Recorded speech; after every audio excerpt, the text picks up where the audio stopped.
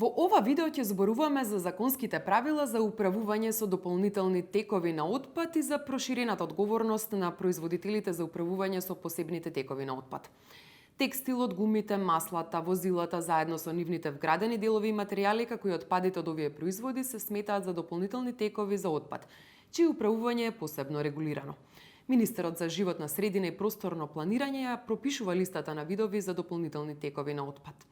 Законодавството воспоставува повеќе забрани кога се работи за начинот на постапување со дополнителните текови на отпад. Производителот е должен да ги информира крајните корисници за законска забрана за оставање на отпадните производи и делови и материјали од отпадните возила, како неселектиран комунален отпад и обврската на корисникот за одделно собирање на отпадните производи и делови и материјали од отпадните возила. Тој исто така информира за системите за повратен прием и собирање на отпадните производи, но и за најблиското место за нивното предавање во случаите кога му е дозволено да одбие преземање на отпадните производи. Производителот треба да информира и како може корисниците да придонесат за реупотреба, рециклирање и другите начини за преработка, но и за можните негативни влијанија и последици врз здравјето на луѓето и животната средина, како резултат на присуството на опасни супстанции во отпадните производи и делови и материјали од отпадните возила. Трговците се должни да ги примат бесплатно назад отпадниот текстил или отпадните гуми, доколку тие се од ист вид и доколку нивниот број е барем еднаков на бројот на продадени парчиња. Систем 1 на 1. Трговецот може да одбие повратен прием на овие отпадни производи доколку тие се толку оштетени или загадени што може да ја загрозат животната средина и здравјето на луѓето. Но во ваквите случаи мора да го извести крајниот корисник за местата каде тој може да ги предаде. Законите утврдуваат националните цели за собирање на отпадни производи и отпадни возила од количеството на производите и возилата пуштени на пазарот. Според нив, предвидените податоци за постигнување на овие цели во временски рок од 2025 до 2032 година се поставени на диаграмот. Крајниот корисник дополнителните текови на отпад мора да ги собира и чува одвоено од комуналниот отпад или други видови отпад и да ги предаде на трговец, собирач на отпадни производи или во друго место за преземање и собирање кое е определено на локално или регионално ниво. Предавањето е бесплатно, освен во случаите кога законите возможуваат на плаќање за оваа активност. Инспекцискиот надзор над управувањето со дополнителни текови на отпад го врши Државниот инспекторат за животна средина, Државниот пазарен инспекторат и општинските инспектори за животна средина. Законите вршат разграничување за кои аспекти е надлежен секој од овие инспекциски органи. Во Законот за проширена одговорност на производителот за управување со посебните текови на отпад пропишано е дека производителот е должен да се грижи за отпадот што се создава од производот што го пушта на пазарот. И тоа почнувајќи од моментот на дизајнирање на производот, потоа видот на суровините и материјалите што се употребуваат, особено за количината од истите што може да се искористи и за количината што останува по производството, дали остатокот може да се реупотреби, преработи и како да се отстрани.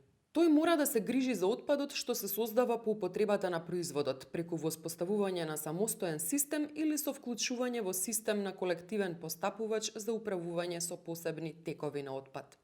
Обврските на проширена одговорност производителот може да ги оствари преку плаќање на доместок за управување со посебен тек на отпад на начин и во висина како што е утврден со прописите за посебните текови на отпад.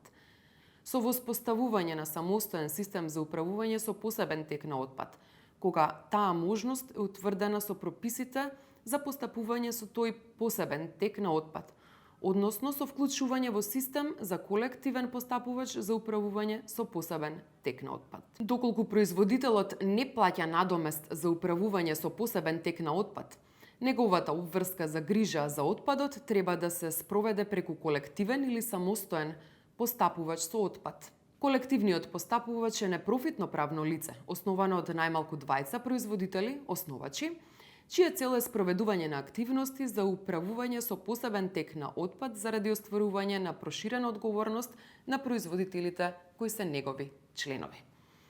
Остварената добивка од своето работење тој не смее да ја распредели како приход на основачите, туку е должен истата исклучиво да ја користи за извршување на обврските за управување со посебен тек на отпад, согласно со одредбите на овој закон. Самостојниот постапувач самостојно со сопствени средства преку основање на посебно непрофитно правно лице ги презема обврските за посебните текови на отпад врз основа на дозволата за тек на отпад издадена од Управата за животна средина. Тој секоја остварена добивка од постапувањето со посебниот тек на отпадот не смее да распредели како сопствен приход, односно приход за производителот основач и е должен истата исклучиво да ја користи за поефикасно извршување на обврските за управување со посебен тек на отпад. Производителот кој има склучено договор за управување со посебен тек на отпад во негово име и негова сметка, е должен на сметка на колективниот постапувач да му плати на доместок за извршена услуга најмалку еднаш на 3 месеци